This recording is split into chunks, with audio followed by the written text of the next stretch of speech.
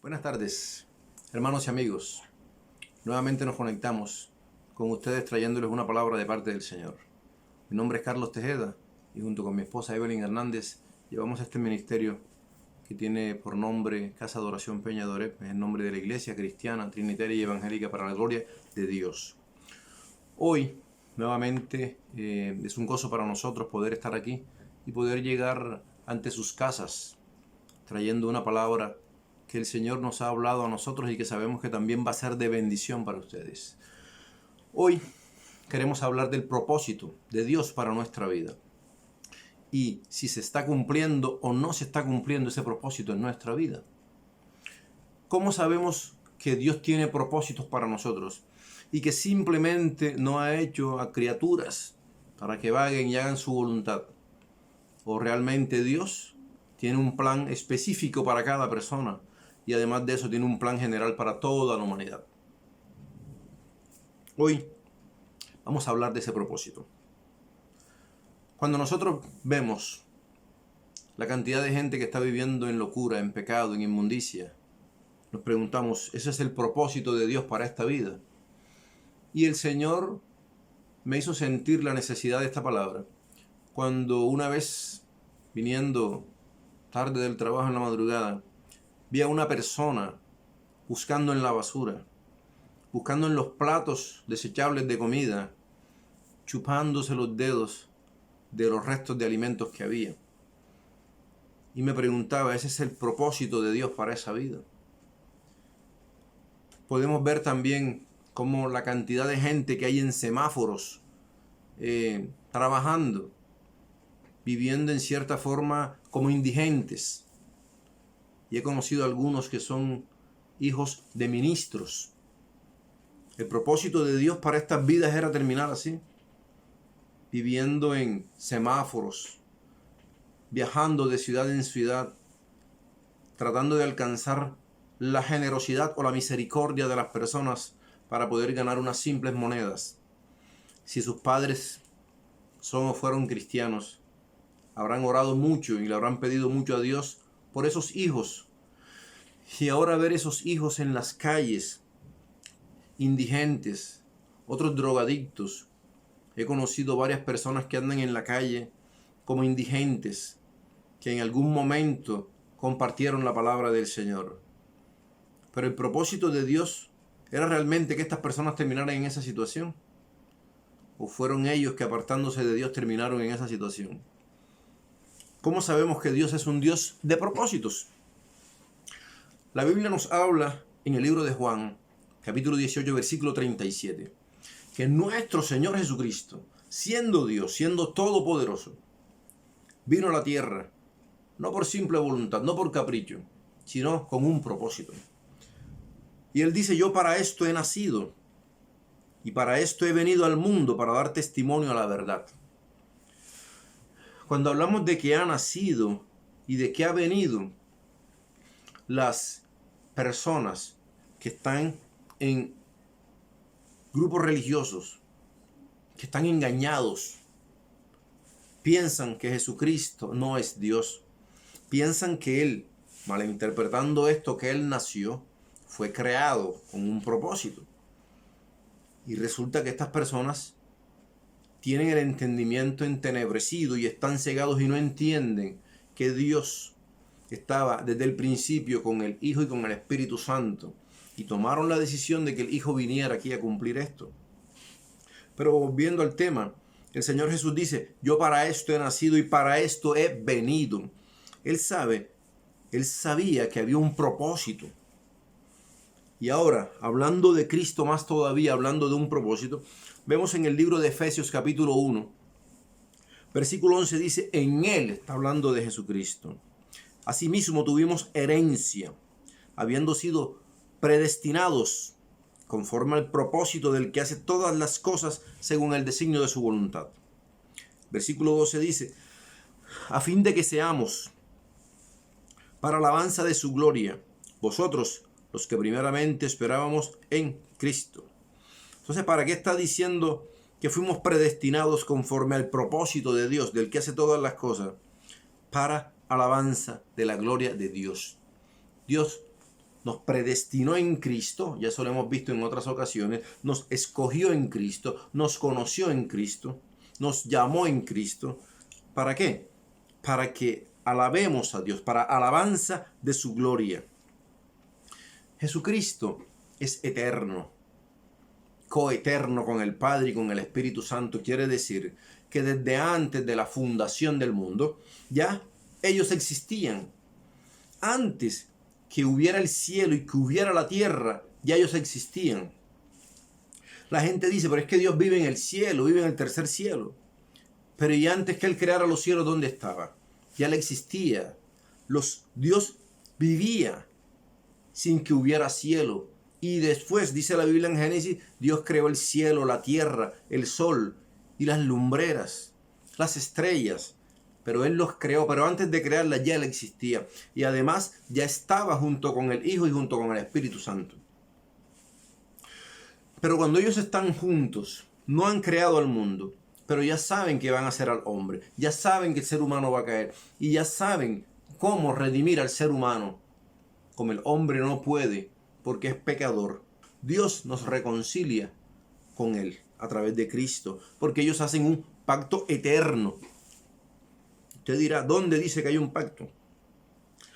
Hebreos, capítulo 13, versículo 20 dice, y el Dios de paz, que resucitó de los muertos a nuestro Señor Jesucristo, el gran pastor de las ovejas, por la sangre del pacto eterno.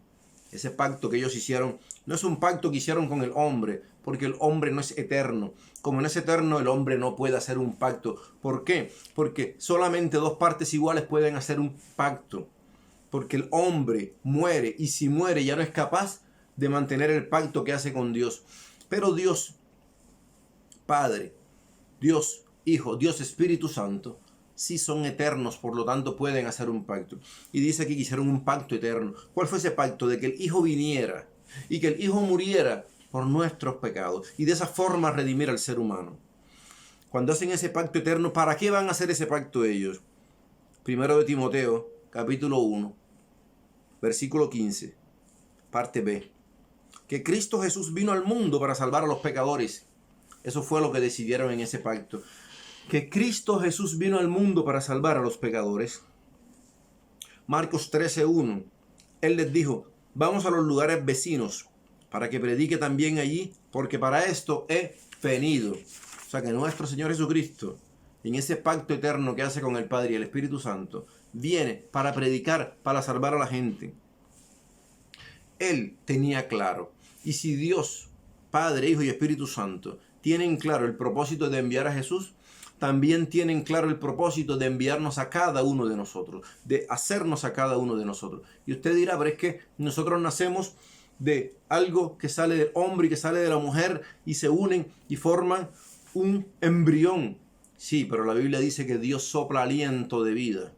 Y eso es lo que nos da vida a nosotros. Así un hombre ponga una semilla, ponga el semen y la mujer ponga ese óvulo y sean fertilizados. Si hay un embrión, Dios tiene que soplar vida para que haya vida.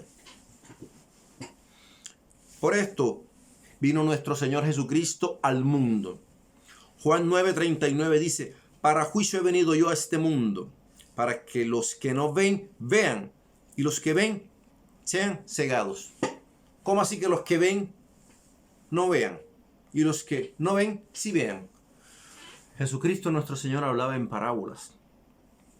Le preguntaron los discípulos, ¿por qué tienes que hablar en parábolas? Porque si les hablo las cosas del cielo no entienden, tengo que hablarles en parábolas. Pero llegará un momento en que entenderán. ¿Cuándo van a entender? Cuando el Espíritu Santo venga y les explique mis palabras. Pero los que vivían en oscuridad eran todas las personas que vivían bajo la esclavitud del pecado y de la muerte por un pecado que hubo con la caída del hombre. Y cuando el hombre y la mujer cayeron, la descendencia viene con esa tendencia a la maldición. Y no es que solamente por eso, sino que también cada uno de nosotros ha decidido pecar. Por cuanto todos pecaron y están destituidos de la gloria de Dios, dice Romanos 3:23. Entonces, si ya sabemos que Jesucristo vino a cumplir un propósito, fue el único Jesús que vino a cumplir un propósito. El pueblo de Israel fue tomado por Dios para cumplir un propósito en él y a través de él. Nosotros podemos ver en las Escrituras que Dios llamó a un pueblo insignificante, el más pequeño, para cumplir algo a través de ellos. Si cada uno viene con un propósito, hoy comenzamos esto, después de esta breve introducción, con una serie de preguntas. ¿Cuál es el propósito de Dios para tu vida? Hoy pregúntate, ¿cuál es el propósito de Dios para tu vida? ¿Para qué viniste al mundo? Segundo, ¿estás cumpliendo y estás viviendo para ese propósito? Tercero, si no estás viviendo y cumpliendo ese propósito de Dios, ¿qué te está impidiendo que lo hagas? Y cuarto, si ya lo estás haciendo, ¿estás comprometido completamente con ese plan de Dios? ¿Con ese propósito? ¿Es tu prioridad? Esa es la pregunta. ¿Por qué? Porque vemos cómo la gente está viviendo en inmoralidad.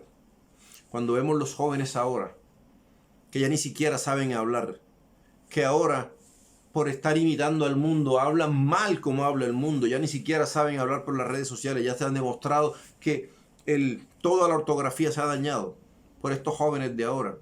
Ahora las chicas piensan en ser la acompañante del reggaetonero.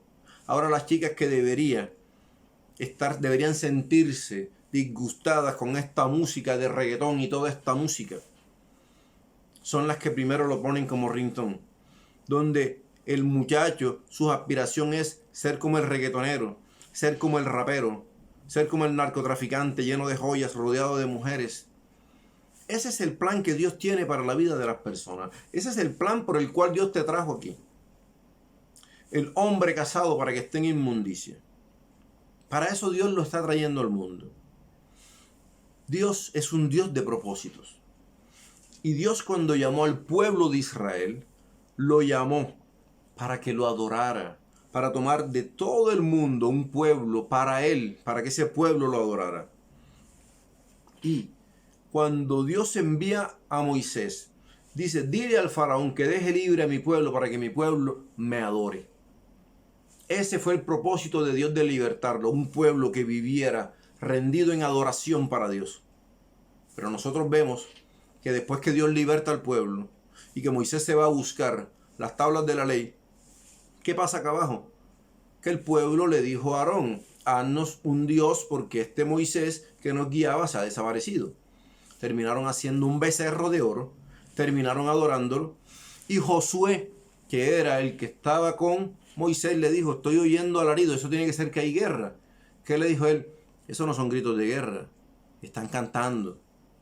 Y cuando ellos bajaron, se llenó de ira Moisés. ¿Por qué? Porque lo que vio fue un pueblo adorando. Porque como le dijo Aarón, les hizo ese becerro y les dijo: ahí están sus dioses para que lo adoren. Dios llamó al pueblo de Israel para que ese pueblo adorara a Dios. Y en lugar de eso, el pueblo se desvió y terminó adorando al diablo representado en ese becerro. Ese es el espíritu de la idolatría. Por eso el apóstol Pablo dice: un ídolo nada es. Pero detrás de un ídolo hay un demonio. Y eso es lo que sucede cuando hay idolatría. Cuando el pueblo, en vez de adorar a Dios en espíritu y en verdad, está adorando un becerro, está adorando una imagen, está adorando una estatua, está adorando cualquier cosa creada, no al Creador. Hay un demonio operando detrás de eso. Y este pueblo, cuando Moisés le dice a Aarón: ¿qué estás haciendo? ¿Qué has hecho? ¿Qué mal te ha hecho este pueblo? Que has traído esta maldición sobre ellos. ¿Y qué dijo Aarón? ¿Cuál fue su excusa? Es que este pueblo tiene un duro corazón.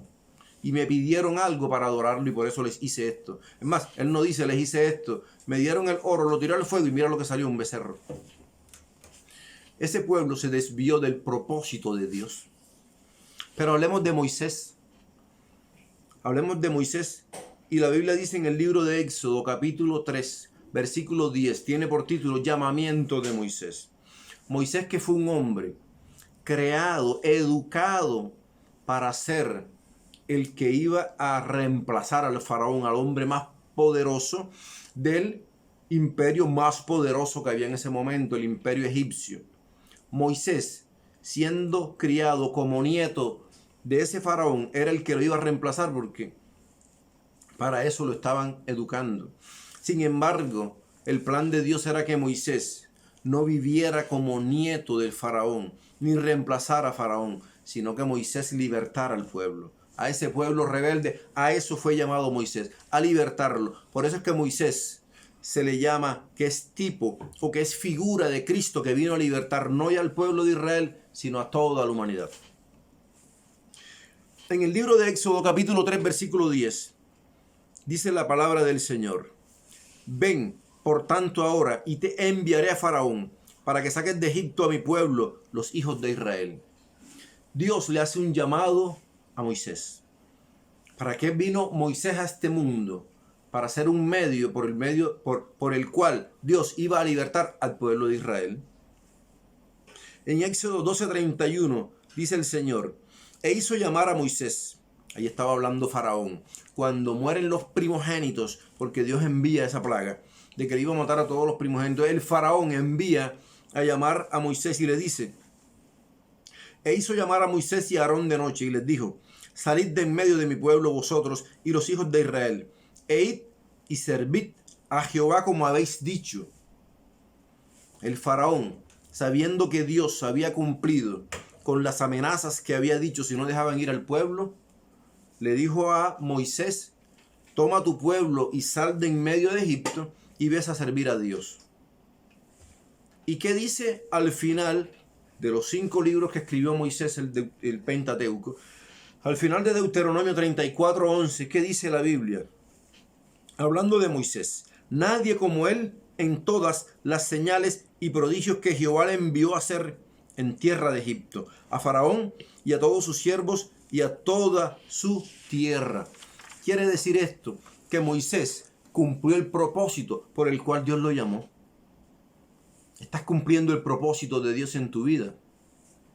Si no has creído en Dios, si no has creído en Jesucristo, pero esta palabra te está hablando y estás entendiendo que has venido al mundo no por azar, no por algo no deseado.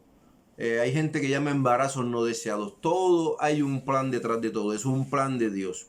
¿Cuál es el plan de Dios para tu vida? Pregúntale y Dios te va a mostrar. Así como Israel, así como Moisés, así como Jesucristo, Dios tiene un propósito santo para tu vida. Igual pasó con Josué. Moisés vino para libertar al pueblo, para sacarlo de Egipto. Pero hasta ahí llegaba su misión. Cuando ya a través de Moisés Dios liberta al pueblo de Israel y lo pone enfrente, ya lo sacó de Egipto, ya se abrió el Mar Rojo, llegaron del otro lado, pero tenían que tomar esa tierra prometida. Ya eso no formaba parte del plan de Moisés.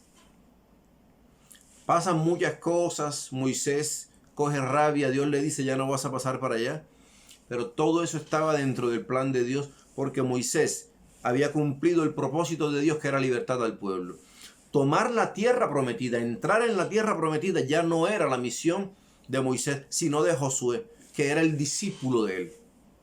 Y en Josué, en el libro de Josué, escrito por Josué, capítulo 1, versículo 6, Dios le dice: ahora eres tú el que vas a meter a ese pueblo. Esfuérzate y sé valiente, porque tú repartirás a este pueblo por heredad la tierra de la cual juré a sus padres que daría a ellos. ¿Qué está diciendo el Señor? Ya Moisés, mi siervo, mi amigo, con quien hablaba cara a cara, ya cumplió su misión. Moisés subió al monte y no bajó más. Allá murió y el Señor le dijo: sube y tú no vas a pasar, y vas a descansar en buena vejez. Moisés subió y allá murió. Pero de aquí en adelante el turno se lo cedió y él supo preparar. Fíjense, no fue egoísta, fue generoso. Le dijo: Josué, hasta aquí me ha traído el Señor. Ahora tú vas a llevar a este pueblo. Prepárate, esfuérzate y sé valiente.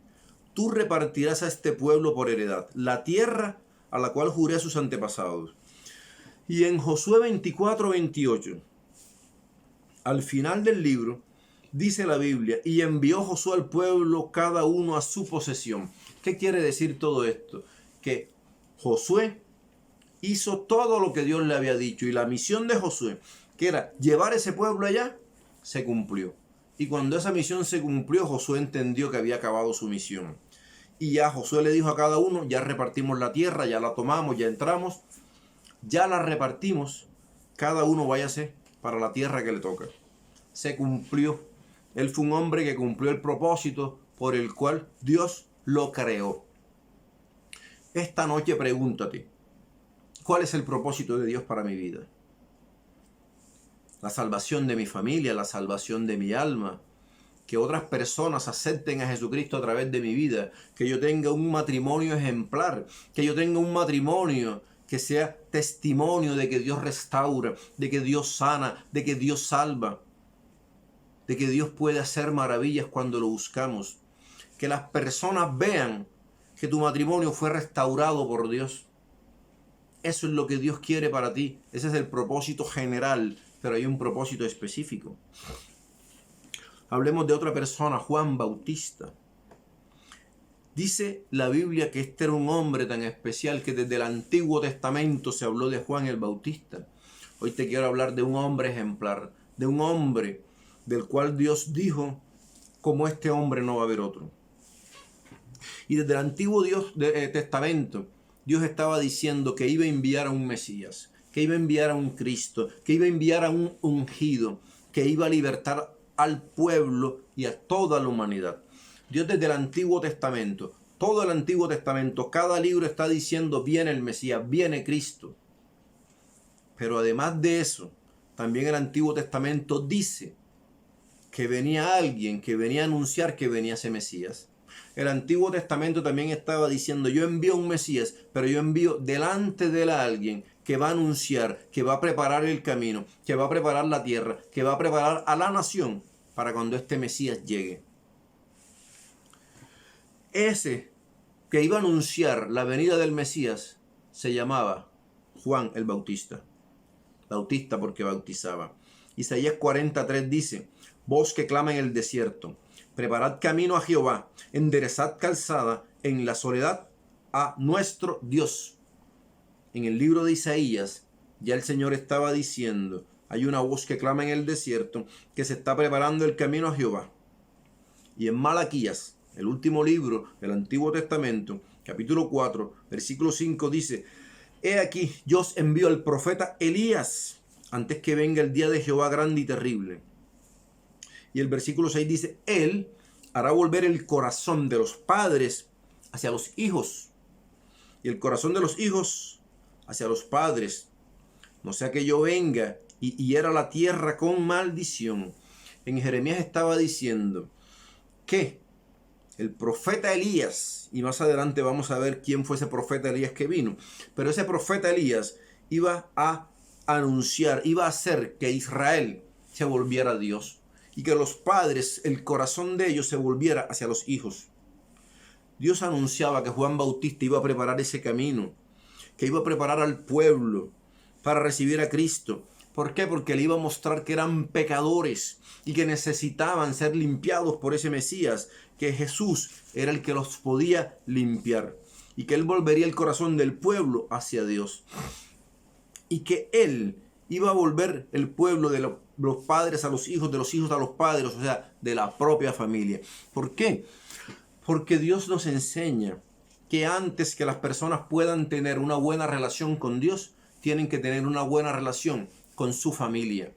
Que los padres, antes de pensar en tener una buena relación con Dios, tienen que tener una buena relación con su esposa y con sus hijos. Y que una esposa no debe estar diciendo que está bien con Dios si está de pelea con su esposo. Porque Jesucristo nuestro Señor dice, un mandamiento les dejo, que se amen unos a otros. Entonces Dios nos está diciendo en el libro de Malaquías que ese profeta Elías iba a hacer que el pueblo de Israel se volviera a Dios y se amaran entre ellos. Y de esa forma se iba a preparar el camino para que el Mesías llegara. Tiene que haber comunión. ¿Quién tiene el mayor compromiso? El padre de familia. Porque el padre es el sacerdote de la casa. Y él tiene que buscar que Cristo llegue a su casa, que su familia reciba a Cristo y que en su familia se viva bajo la palabra de Dios. Y eso era lo que el profeta Elías venía a hacer. De esa forma era que iba a preparar el camino para aceptar al Mesías. Pero con esa predicación de Juan Bautista, ¿qué estaba diciendo el Señor? Estaba diciendo que era necesario que a través de Juan los padres volvieran a amar a los hijos. Porque no estaban amando suficiente a sus hijos. ¿Cómo así que los padres no estaban amando a los hijos? Porque no le estaban enseñando la palabra de Dios a los hijos. Si usted como padre siente que le está comprando a su hijo los juguetes más caros, el mejor celular, le está pagando redes sociales, le permite tener Facebook, le permite tener equipos de videojuegos, lo tiene en el mejor colegio, le tiene la mejor ropa, pero no le está enseñando la palabra del Señor a sus hijos pequeños, a sus hijos adolescentes, a sus hijos adultos, usted no ama suficiente a sus hijos. El padre que ama corrige, dice la Biblia, y corrige con vara. Eso dice la palabra del Señor. Si usted sabe la palabra del Señor y se la enseña a su hijo, usted está mostrando que lo está amando porque va a salvar su alma. Si lo tiene en el mejor colegio, si le tiene el mejor servicio de salud y salva su cuerpo, pero no le enseñó la palabra del Señor y su hijo se pierde en las drogas, en la prostitución, en el adulterio, en la fornicación y se va a una mala vida de alcohol, esa vida se va a perder y es responsabilidad de los padres, principalmente del padre, que es el que va a responder primero delante de Dios. En ese tiempo Israel se había preocupado por darle a sus hijos cosas materiales, pero no le habían enseñado la palabra del Señor. Por eso, cuando viniera el profeta Isaías, le iba a enseñar al pueblo a que amara. Por eso el corazón de los padres iba a dejar de estar adorando riquezas para adorar a Dios y amar a sus hijos. Y eso era lo que Juan Bautista venía a preparar. Juan Bautista mostró que a través de la ley de Dios era que iba a haber salvación y era el verdadero amor. Y Juan preparó al pueblo para esperar y para creer en Jesucristo. Y Juan, volviendo al tema de Juan, Juan era tan especial que el ángel Gabriel se le apareció al padre de Juan, que se llamaba Zacarías, y en el capítulo 1 del libro de Lucas, el ángel Gabriel le dice a Zacarías: lo vas a llamar Juan, será grande delante de Dios, será lleno del Espíritu Santo, hará que muchos de los hijos de Israel se conviertan al Señor Dios de ellos, e irá delante de él con el espíritu y el poder de Elías. O sea que en Malaquías, que está diciendo que Dios iba a enviar al profeta Elías, era Juan el Bautista. Irá delante de él con el espíritu y el poder de Elías, para hacer volver los corazones de los padres hacia los hijos y de los rebeldes a la prudencia de los justos, para preparar al Señor un pueblo bien dispuesto. Qué grande era el propósito que Dios tenía con la vida de Juan Bautista. De la misma forma, grande es el propósito que Dios tiene para tu vida y para mi vida. Para todos Dios ha dispuesto que hay un plan de salvación. Y cuando nació Juan Bautista, el Espíritu Santo entró en Zacarías, padre de Juan, y comenzó a profetizar. Y en Lucas 7:76 dice: y tú, niño, profeta del Altísimo serás llamado, porque irás delante de la presencia del Señor para preparar sus caminos, para dar conocimiento de salvación a su pueblo, para perdón de sus pecados, por la entrañable misericordia de nuestro Dios, con que nos visitó desde lo alto la aurora, para dar luz a los que habitan en tinieblas y en sombra de muerte, para encaminar nuestros pies por caminos de paz. Todo eso lo anunció el Señor que iba a hacer a través de Juan Bautista. Pero Juan Bautista pudo tomar la decisión y decir: a mí no me manda nadie, yo hago lo que yo quiera, yo no le rindo cuentas a ningún líder, yo no le rindo cuentas a nadie, yo le rindo cuentas a lo que yo quiera. Juan Bautista fue lleno del Espíritu Santo. Juan Bautista era un hombre que atraía a las masas, las multitudes lo buscaban. Pero él, siendo el hombre más importante que había nacido, obviamente, exceptuando a Jesucristo, pero siendo el hombre más poderoso y que lo buscaban, ¿qué dijo Juan el Bautista? Hay uno más poderoso que yo. Hay uno que es más importante que yo. Hoy día, Muchos ministros del Señor están luchando por darle la gloria a Dios, pero por tener reconocimiento. Hoy los ministros, muchos están tratando de ser exitosos, de ser prosperados, de que los amen, de que los reciban, de que los quieran, de que los acepten, de que la gente se sienta agradado con esos ministros. Juan el Bautista no fue así. A Juan Bautista lo seguían las multitudes, pero él decía, yo no soy el importante aquí es Jesucristo. Juan Bautista siempre le dio la gloria a Dios. En el libro de Juan, no Juan Bautista, sino Juan, el discípulo amado, capítulo 1, versículo 19 del Evangelio de Juan, le preguntaron a Juan, ¿tú quién eres? Y dice la palabra del Señor, confesó y no negó, yo no soy el Cristo. Dijo, yo soy la voz de uno que clama en el desierto. Enderezad el camino del Señor, como dijo el profeta Isaías. Juan llegó a ser tan poderoso en el Espíritu Santo que el mismo Jesucristo, nuestro Señor, hablando de Juan, dijo, él no es una caña sacudida por el viento. Y estaba hablando de Juan. Y era Jesús. Mateo 11:7, y dijo Jesucristo nuestro Señor, ¿qué salisteis a ver al desierto? Una caña sacudida por el viento.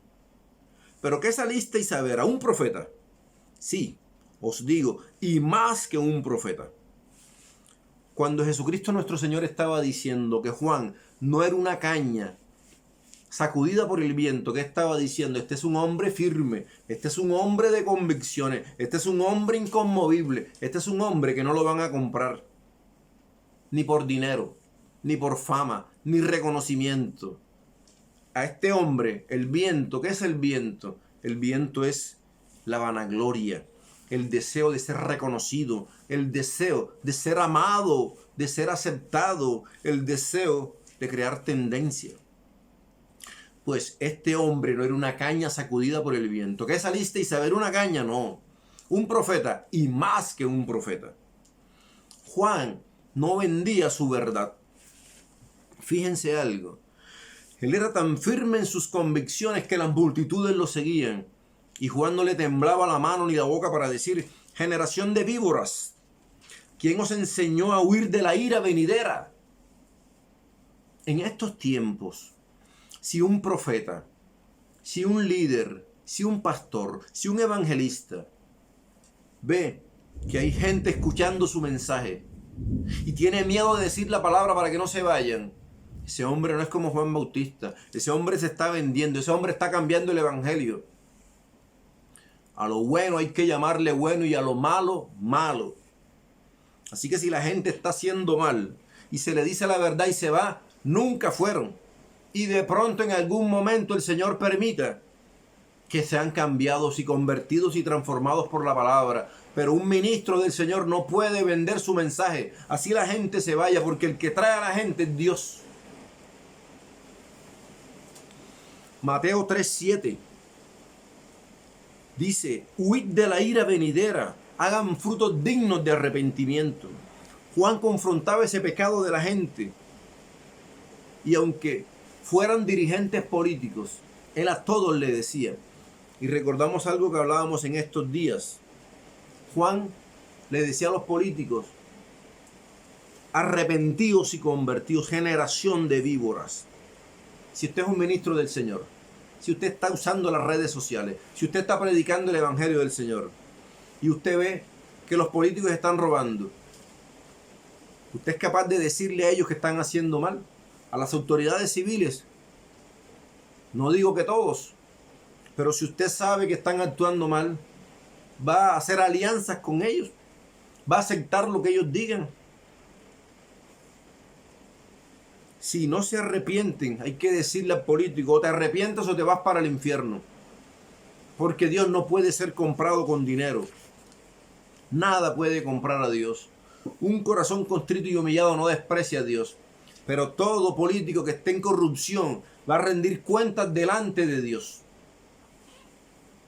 Nosotros como cristianos tenemos que exponer el pecado el pecado de la comunidad como Juan. Juan tenía claro su propósito. En el libro de Juan, capítulo 1, versículo 31, dice la palabra del Señor: y yo no le conocía, mas para que fuere manifestado a Israel, por esto vine yo bautizando con agua. Juan Bautista bautizaba, y como bautizaba le estaba diciendo: yo no le conocía, pero para que fuera manifestado a Israel, o sea, para que el pueblo de Israel supiera que estaban en pecado. Por esto vine yo bautizando en agua, dijo él.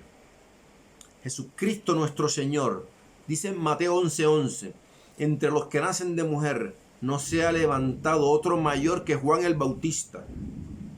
Y si Juan Bautista era el hombre más grande, él dijo de sí mismo: yo no soy digno de desatar la correa del calzado de Jesucristo. O sea que Juan, a pesar de que Jesucristo dijo que Juan era el hombre más grande sobre la tierra, Juan ni siquiera se consideraba digno de ser esclavo de Jesús, porque los que desataban la correa de los zapatos del Señor eran los esclavos. Y Juan dijo: yo no soy ni siquiera digno de desatar la correa de sus zapatos. Entonces, eso es humildad. ¿Cuántos ministros de hoy pueden decir eso? ¿Cuántos ministros pueden decir: no soy digno de desatar la correa de los zapatos de Jesucristo? Pero ¿cuánta gente no hay sintiéndose igual que Jesucristo, declarando, confesando, proclamando, diciendo: yo hago y se va? Se va el coronavirus porque yo lo declaro, se va el coronavirus porque yo lo decreto, se va la enfermedad y no llega a mi casa. Juan Bautista decía: yo no soy digno de desatar la correa de Jesucristo. Mucho menos vamos a estar igual que él, decretando y declarando. Juan 1:27, yo no soy digno de desatar la correa de sus zapatos, ni siquiera se consideraba digno de ser su esclavo. Deuteronomio 29:29 dice la palabra del Señor: las cosas secretas pertenecen a Jehová, nuestro Dios, mas las reveladas son para nosotros y para nuestros hijos para siempre. No podemos cuestionar a Dios. Dios es soberano. Dios hace como Él quiere. Dios actúa como Él quiere. Nosotros lo que tenemos es que estar preparados para que, si morimos por el COVID, por un accidente o por la que sea, pero es la voluntad de Dios y lo sabemos, nosotros vayamos al cielo, la morada celestial. Siempre vamos a predicar eso. Siempre vamos a compartirle a las personas: nadie sabe cuándo es el último de sus días. Estemos a cuentas con Dios. Estemos a cuentas. Isaías 1:18. Si nuestros pecados son rojos como la sangre, serán como la blanca lana cuando nos arrepintamos y convirtamos a Dios. Estemos a cuentas con Dios. Busquemos a Dios mientras pueda ser hallado. Buscadle en tanto que está cercano. La palabra del Señor está diciendo que tenemos que prepararnos para que cuando sea el momento de partir vayamos al cielo. ¿De qué le sirve a un hombre ganar el mundo si pierde su alma? Pero fíjense, Juan sabía cuál era su propósito y Juan lo cumplió. Juan le predicaba a las personas, Juan los bautizaba. Pero Juan supo que había llegado el momento de partir cuando apareció Cristo. En el momento en que Jesucristo comienza su ministerio, ya Juan sabía que él iba a desaparecer. ¿Qué pasó con Juan? Le dijo a los políticos, le dijo al gobernante de ese momento, Herodes, que no le era lícito tener la mujer de su hermano, que se llamaba Herodías. Y por decirle eso, le cortaron la cabeza, lo decapitaron. En Israel, que se sabían la palabra del Señor al pie de la letra, que cogían a los pobres y le decían: usted no es digno de estar aquí. ¿Cómo es posible que Jesucristo se siente con publicanos y rameras y prostitutas? Señalaban el pecado de la gente, pero cuando el gobernante romano, que era quien los tenía sometidos, estaba haciendo eso, no fueron capaces de decirle. Pero salió un hombre que decía que no era digno de desatar la correa de Jesús y le dijo: no te es lícito tomar esa mujer. Usted sería capaz de decirle a los gobernantes de su ciudad: no te es lícito lo que estás haciendo, no te es lícito. A Juan no le tembló la mano para decirle eso. Murió decapitado. Aunque el enemigo, aunque el inmundo diablo que Dios lo reprenda, crea que pudo detener a Juan el Bautista, no lo hizo. Simplemente la misión de Juan se había acabado. ¿Por qué? Porque como dice en el Evangelio de Juan, es necesario que yo mengue para que crezca Él. ¿Qué dijo Juan? Yo debo disminuir para que Jesús crezca. Y cuando comenzó el ministerio de Jesucristo nuestro Señor, se acabó el de Juan. Ya Juan no entendió y simplemente estaba preparado para irse ante la presencia de Dios nuestro Señor. Mateo 11:12, desde los días de Juan el Bautista hasta ahora el reino de los cielos sufre violencia. Juan rompió la historia en dos. Desde los días de Juan el Bautista hasta ahora, dijo Jesús, el reino de los cielos sufre violencia. Hablemos de otro hombre con un propósito. El apóstol Pablo. Pablo se llamaba Saulo. Fue educado en la mejor universidad de la época, con Gamaliel, el rabino, el mejor. Y lo educó y él pensó que estaba haciendo las cosas para Dios. ¿Cuántas personas que están viviendo en idolatría?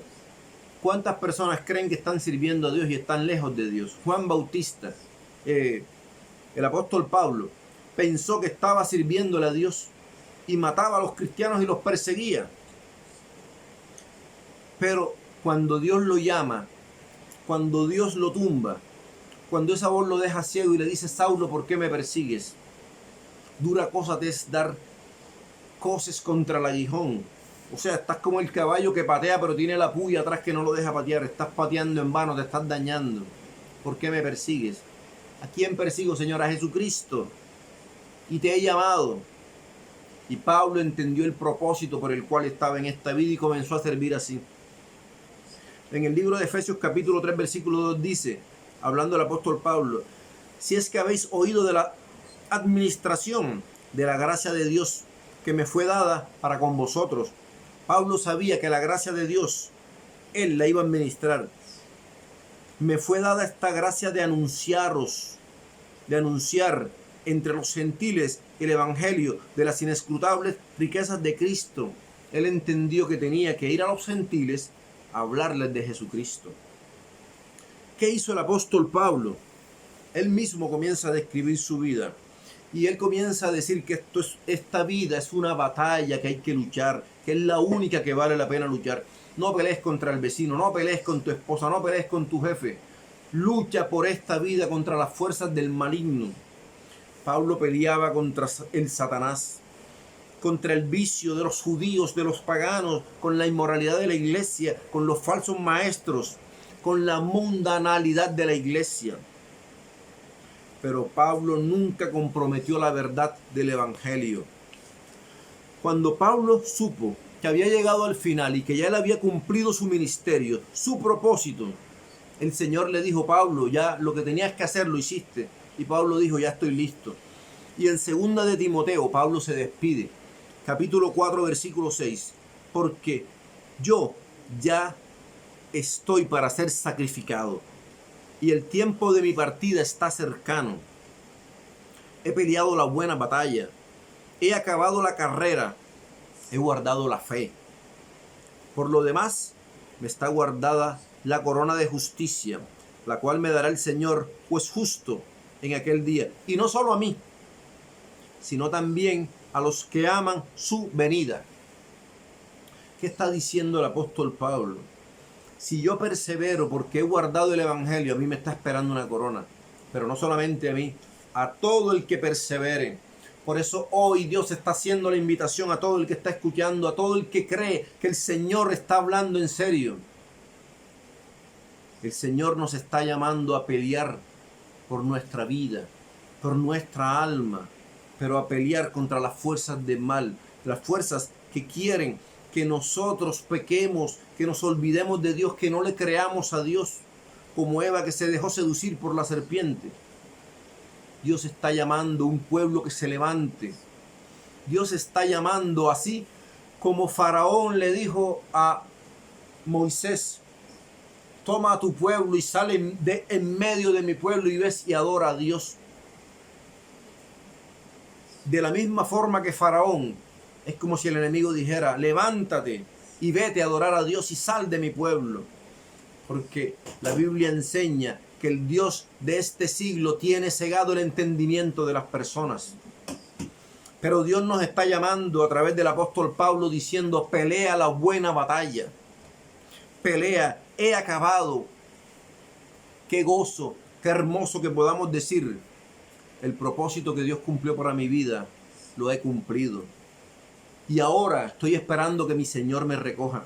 Pero ¿cuántas personas tienen miedo de morir? ¿Cuántas personas tienen miedo de abandonar este mundo porque han acumulado riquezas, tienen fincas, tienen ganados, tienen empresas, tienen dinero? Humillan a los demás. ¿Cuántas personas no quieren abandonar este mundo porque tienen una casa hermosa, tienen carros, tienen propiedades, viajan, son jefes, tienen muchos empleados y no quieren abandonar este mundo porque saben que su único tesoro está en estas cosas materiales, pero que en la casa de Dios no tienen morada? No quieren abandonar este mundo. Hay gente que está agonizando y no quieren irse de este mundo. Dios nos está diciendo que seamos como Pablo, como Pablo que dijo: ya yo he cumplido, he peleado, yo sé, yo ya estoy para ser sacrificado, el tiempo de mi partida está cercano, he peleado la buena batalla, he acabado la carrera. ¿Cuántos se quedan a mitad de carrera? ¿Por qué? Porque cumpliéndole inicialmente a Dios se desvían. No les gusta el ministerio, no les gusta la esposa, no les gusta el trabajo, así ganen poco, y se van a robar, se van a tomar, se van a fornicar, se van a adulterar. Y resulta que no terminan la carrera en la cual Dios los puso. Y él reconoce, el apóstol Pablo: me espera una corona de justicia. ¿Por qué? ¿Quién se la va a dar? Me la dará el Señor, juez justo. Y como Dios es justo, Dios no tolera el pecado. Dice la Biblia que Dios no tendrá por inocente al pecador. Entonces Dios nos está diciendo a través del apóstol Pablo: esa corona no es solamente para Pablo, es para todo el que persevere, para todos los que esperan la venida de Jesucristo. O no tanto su venida, sino que nos recoja, que es antes de su venida. Pablo no tenía miedo de morir porque sabía que le esperaba algo mejor que esta tierra. Porque el mismo Dios llevó a Pablo al cielo, al tercer cielo, y Pablo dice: hay cosas inefables que no puedo describir, no la hay en la tierra, no puedo decir qué es esto. ¿Tienes temor a morir? ¿Sabes para dónde vas si te mueres en este momento? Si es la voluntad de Dios que tú o yo partamos de este mundo. Pero si vas a partir, ¿sabes para dónde vas? Si mueres de coronavirus, si mueres de un accidente, si mueres por un problema cardíaco, si mueres de una infección, si mueres de otra cosa, ¿sabes para dónde vas? Vas para la presencia de Dios. No te engañes. Dice la Biblia que Dios no puede ser burlado. Que todo lo que el hombre siembre, eso va a cosechar. Que todo lo que el hombre esté haciendo va a cosechar. Si vives para el mal, vas a cosechar para muerte. Pero si vives para el Espíritu, vas a recibir del Espíritu. El apóstol Pablo dijo: toda mi vida yo la dedico a Cristo. Filipenses 1:21: para mí el vivir es Cristo, el morir es ganancia. El apóstol Pablo decía: si yo me muero en este momento, yo gano porque me voy para la presencia de Dios. Pero el Señor me dice que debo quedarme más tiempo para predicar el Evangelio. Si es necesario que me quede, me voy a quedar, dijo Pablo. Pero para mí, si en este momento muriera, eso es una ganancia. ¿Cuál es el propósito de Dios para los seres humanos? Jeremías 29:11: porque yo sé los pensamientos que tengo acerca de vosotros, dice Jehová, pensamientos de paz y no de mal, para daros el fin que esperáis. ¿Cómo sabemos nosotros que Dios va a cumplir ese propósito que está diciendo? Tenemos que tener fe y creerle a Dios. Su palabra dice en el Salmo 138:8: Jehová cumplirá su propósito en mí. Si le creemos a Dios, si somos fieles, si tenemos fe, si perseveramos, ese propósito se va a cumplir. Salmo 138:8: Jehová cumplirá su propósito en mí. ¿Cuál es el propósito de Dios para nosotros? Primero, Mateo 28, 19 y 20. Id y haced discípulos a todas las naciones, bautizándolos en el nombre del Padre, del Hijo y del Espíritu Santo. Es un solo nombre. Nombre del Padre, el Hijo y el Espíritu Santo. Que vayamos, que prediquemos el Evangelio, que enseñemos a las personas, que hagamos discípulos. Id y haced discípulos a todas las naciones. No solo ir a las naciones, no solo discipularlos, sino bautizarlos en el nombre del Padre y del Hijo y del Espíritu Santo. Ahí no se bautiza en el nombre de nadie más.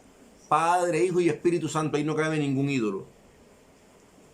Enseñándoles que guarden todas las cosas que os he mandado. ¿Qué nos está diciendo Dios?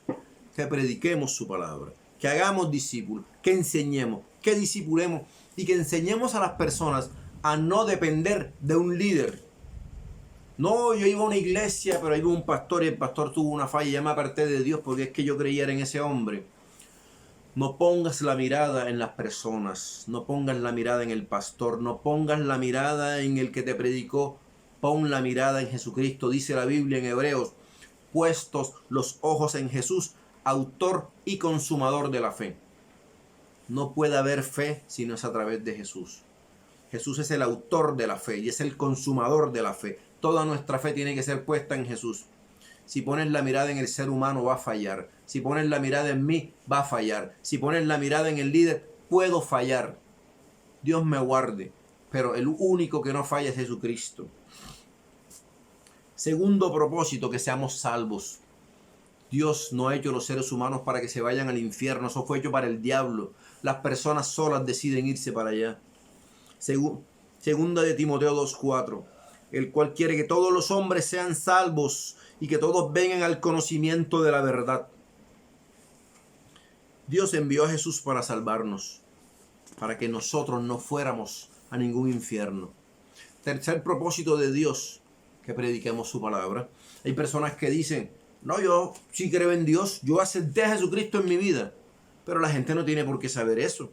Porque es que Dios mira el corazón, Dios no mira la apariencia, así que nadie tiene que saber que soy cristiano. Y como nadie va a saber que eres cristiano, entonces vives como mundano. Andas vistiendo, provocando a las personas, tratando de seducir, tratando de ser el centro de atracción. Vas a los bares, vas a las tabernas, vas a las discotecas, vistes como mundano, pero dices que llevas a Dios en el corazón. Toma la decisión, dice la Biblia.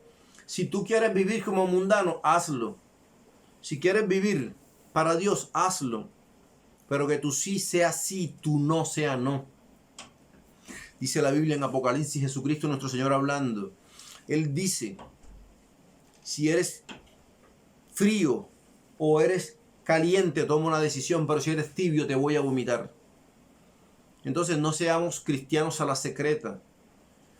Que la gente, que nuestro exterior muestre lo que hay en nuestro corazón. O somos de Dios o somos del diablo. El que vive para Dios tiene que identificarse como que es de Dios. La gente tiene que saber, ahí va un hijo de Dios, como dijo nuestro Señor Jesucristo cuando vio a este hombre en la higuera. Le dijo, ahí viene un verdadero israelita en quien no hay mentira, en quien no hay engaño. Natanael, creo. Prediquemos su palabra.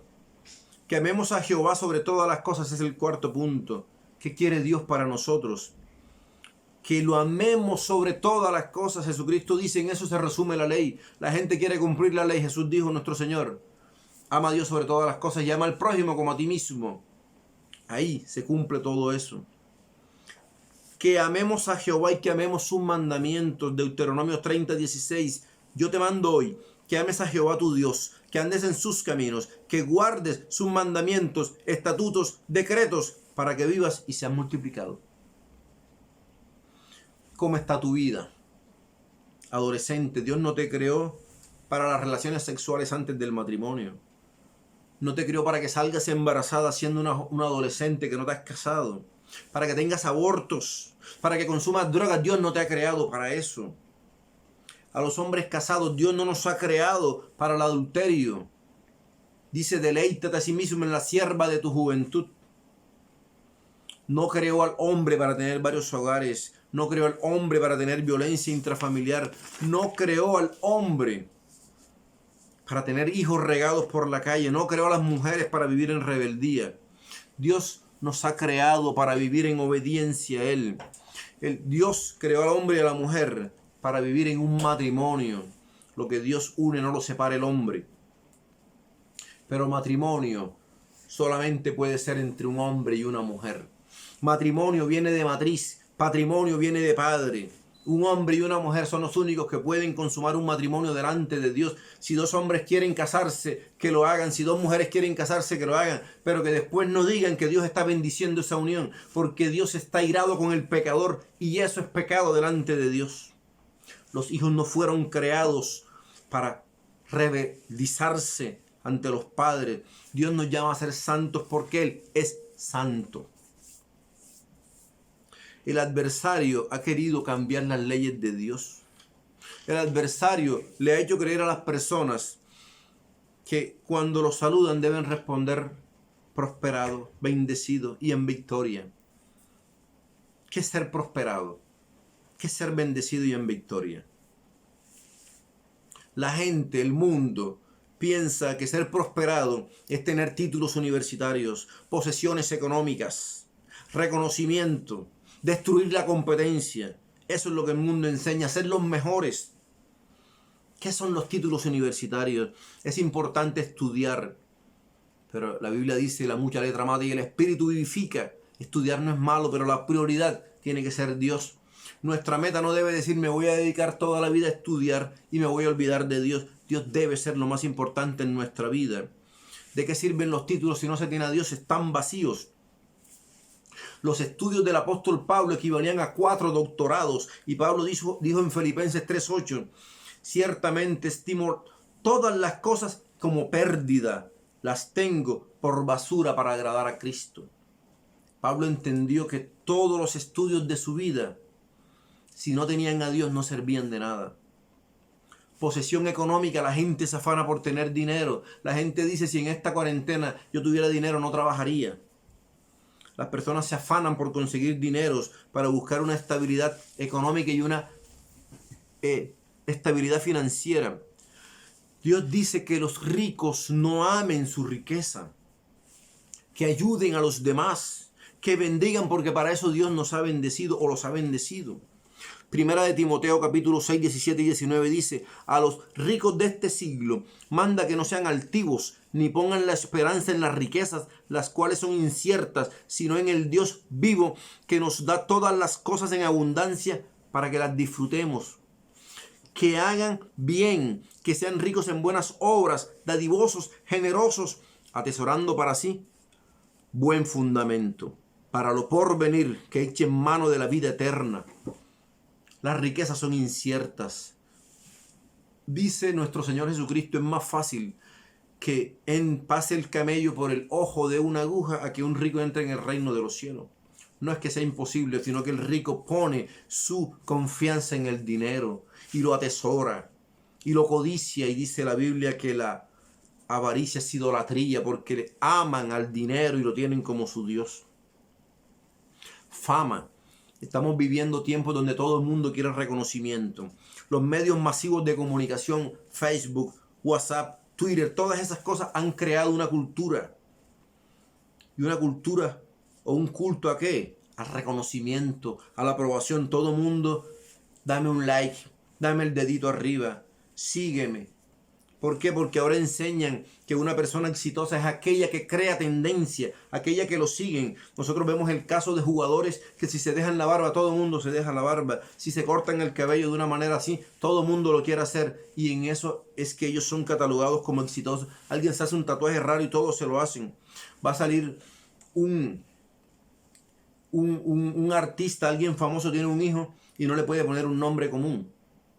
Tiene que ponerle el nombre más raro: Luna, Paloma, Caballo, el nombre de una ciudad, Milán, Inter, cualquier cosa. Y enseguida la gente viene y pone ese nombre en sus hijos, porque eso es ser exitoso. La Biblia dice que de nada sirve eso. Ahora los famosos se deprimen si no son famosos, si no los siguen, y hacen locuras, se desnudan con tal de que alguien los siga. ¿Qué buscan ellos? Ser reconocidos por Dios o ser reconocidos por los hombres. Dice la Biblia que nosotros no debemos buscar la aprobación de los hombres, sino la de Dios.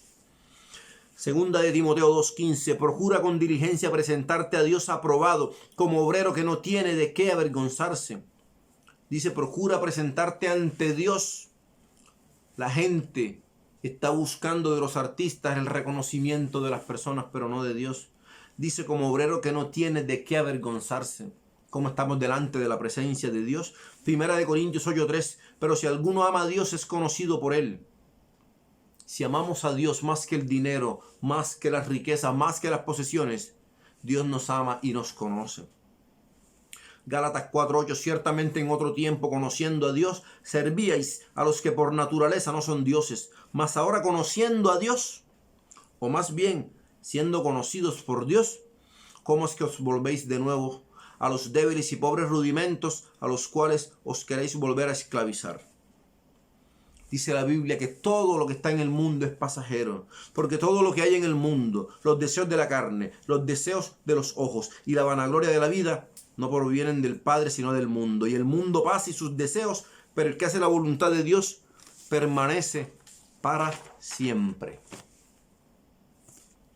El mundo actual enseña a ser victoriosos, a ser campeones. Hasta el eslogan de una iglesia dice, saca el campeón que hay en ti. Estimulan la victoria, estimulan a ser triunfadores, no importa qué pase en el camino. Y ellos tienen un refrán, el fin justifica los medios. Y aún las personas que no tienen a Dios pueden usar citas bíblicas para justificar lo que hacen. Salmo 54:15, que la muerte les sorprenda y desiertan vivos al Seol. Eso fue antes de la gracia de Jesús. Ahora, ¿qué dice nuestro Señor? Pero yo os digo, amad a vuestros enemigos. Bendecid a los que os maldicen, haced bien a los que os aborrecen, y orad por los que os ultrajan y os persiguen, para que seáis hijos de vuestro Padre que está en los cielos, que hace salir su sol sobre justos e injustos. Así que procura buscar a Dios para que te revele su voluntad. La voluntad de Dios, según Romanos 12:12, es buena, es perfecta y es agradable. Hoy Dios nos está haciendo una invitación a preguntarle a Dios cuál es el propósito para nuestra vida y a pedirle a Dios fuerzas y a comprometernos con Dios para cumplir ese propósito, para que cuando llegue el momento en el que debemos partir de este mundo sea para la presencia de Dios. Hoy te voy a invitar a orar para que sea Dios mostrándote el propósito para tu vida y te confirme y te guíe y te dé fuerzas. Amado Dios y Padre de nuestro Señor Jesús, te alabamos y te bendecimos, Señor, y te glorificamos. Te pedimos por cada persona que está escuchando esta predicación, Señor. Te pedimos que confrontes a cada persona, que le ayudes a entender que no vino para la fornicación, para el adulterio, para el asesinato, para el robo, ni para el pecado. Que tú nos has traído a este mundo, Señor, con planes de bendición y no de maldición. Que muchas personas, Señor, han preferido escuchar al enemigo, Dios. Han preferido escuchar al enemigo antes que a ti, Señor. Pero tú eres maravilloso y eres misericordioso. Y aunque nosotros los seres humanos hemos sido infieles, tú sigues siendo fiel. Señor, te pedimos en el nombre de tu Hijo Jesucristo, que tu Espíritu Santo toque a cada persona que te está escuchando, Señor. Y se convierta a ti. Y se vuelva a ti de todo corazón, Señor. Y entiendan que más que hacer una oración, es una vida la que puede demostrar que somos hijos de Dios. Padre, toca a cada persona que tú has dispuesto, que te va a sentar, que va a sentar a tu Hijo Jesucristo. A cada persona que tú has predestinado que en Cristo Jesús será salvo. Tócalo, Señor, y conviértelo a ti. Que cada persona, Señor, se pueda volver a ti de todo corazón. Que cada persona que te ha escuchado y ha creído en tu mensaje, Señor, pueda abandonar su vida de pecado, pueda abandonar su vida de inmundicia, Señor, y pueda creer que Jesucristo nuestro Señor vino al mundo para que el mundo sea salvo por medio de Él. Y que cada persona, Señor, pueda entender que aunque el enemigo vino a robar, matar y destruir, Cristo vino a dar vida y vida en abundancia.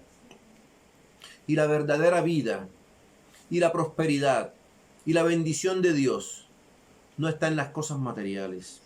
Que esas son añadiduras, pero que la verdadera bendición es vivir en obediencia a Dios. Es vivir en sometimiento a Dios, Señor. Te pedimos, Dios, que tomes el control, Señor, de este país. Que cada persona, Señor, pueda abandonar la idolatría. Que cada persona pueda entender que tú, Señor, has estado derramando misericordia sobre este pueblo.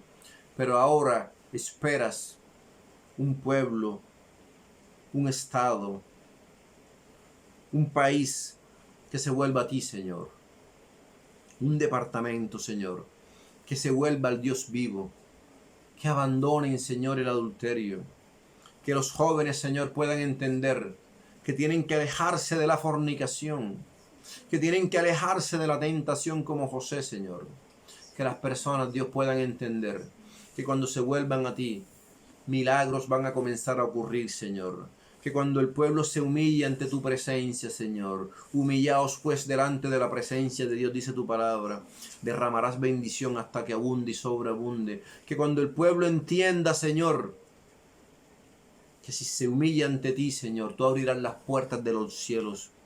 Tu palabra dice, clama a mí, yo te responderé y te mostraré cosas grandes y maravillosas que tú desconoces. Cuando el pueblo clame, cuando el pueblo se vuelva en arrepentimiento a ti, Señor, tú tocarás el corazón, Señor, de cada persona y harás que sea más sensible a ti. De la misma manera, todo el que se resiste y se opone a ti, le tocas el corazón y se lo pones más duro como el de Faraón. Señor, te pedimos que tu palabra, Señor, que es viva y eficaz, quebrante los corazones de oposición, quebrante toda falta de fe, Señor, y vuelva, como en los tiempos de Juan Bautista, el corazón de los padres hacia los hijos y de los hijos hacia los padres, Señor, y el corazón del pueblo se vuelva a ti, Señor. Padre, que tu palabra siga actuando como dice en Malaquías 4, Señor, que tú enviarás el espíritu del profeta Elías para preparar a un pueblo, Señor, que se vuelva a ti de todo corazón, Señor. Y el corazón de los rebeldes se volverá a Dios. Padre, creemos que estás actuando, que estás obrando, que estás tocando los corazones, Señor. Que en estos tiempos, Señor, en que muchos tienen temor, muchos también, Señor, aprenderán a buscarte más. Porque aunque este es un pueblo de pecado donde abunda el pecado, sobreabunda la gracia, Señor. Y tu gracia, Señor, está tocando corazones y está levantando un pueblo en adoración al Dios vivo. Te damos gracias, Señor, por tu palabra, por tu bendita palabra. Porque sabemos, Señor, que hemos orado en el nombre de Jesús. Y sabemos que tú nos escuchas. Y si sabemos que nos escuchas, sabemos que tú nos concederás las peticiones de nuestro corazón. Gracias, Señor, en el nombre de Jesús y amén.